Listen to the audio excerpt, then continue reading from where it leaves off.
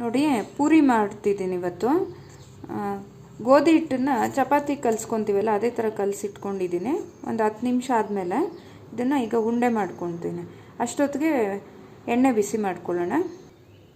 ನೋಡ್ಬೋದು ಎಣ್ಣೆ ಕಾಯಕ್ಕಿಟ್ಟಿದ್ದೀನಿ. ಈಗ ಎಣ್ಣೆ ಬಿಸಿ ಆಗಿದೆ.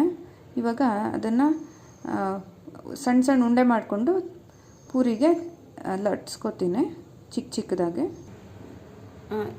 ಈ ಥರ ಸಣ್ಣ ಸಣ್ಣ ಉಂಡೆ ಚಿಕ್ಕ ಚಿಕ್ಕ ಪೂರಿನ ಮಾಡ್ತಿರೋದು. ಸಣ್ಣ ಉಂಡೆ ಮಾಡಿಕೊಂಡು ಇದನ್ನು ಚಿಕ್ಕದಾಗಿ ತೀಡ್ಕೋತೀನಿ ನಾನು. ಇವಾಗ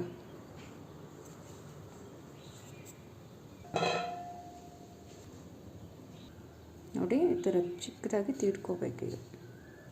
ತುಂಬ ತೆಳು ಏನು ಬೇಡ, ಸ್ವಲ್ಪ ಮಂದಕ್ಕೇ ತೀಡ್ಕೋತೀನಿ ನಾನು. ನೋಡಿ ಇಷ್ಟು ಸಾಕು. ನೋಡಿ ಮಂದಕ್ಕೆ ಇದೆ ಇದು, ತುಂಬ ತೆಳುವಾಗಿ ಏನು ಮಾಡಿಲ್ಲ. ಇವಾಗ ಇದನ್ನು ಎಣ್ಣೆ ಕಾದಿದೆ ಅದರಲ್ಲಿ ಬಿಡ್ತೀನಿ. ಎಣ್ಣೆ ಚೆನ್ನಾಗಿ ಕಾದಿದೆ. ಇವಾಗ ಇದಕ್ಕೆ ಲಟ್ಸಿರೋ ಅಂಥ ಚಪಾತಿ ಹಿಟ್ಟನ್ನ ಇದರಲ್ಲಿ ಎಣ್ಣೆಯಲ್ಲಿ ಬಿಡ್ತೀನಿ.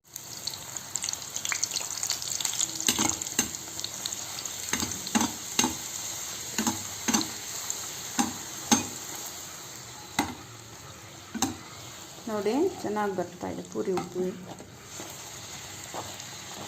ಸ್ವಲ್ಪ ಹೈ ಫ್ಲೇಮಲ್ಲಿ ಇಟ್ಕೊಳ್ಳಿ ಪೂರಿ ಹಾಕಬೇಕಾದ್ರೆ.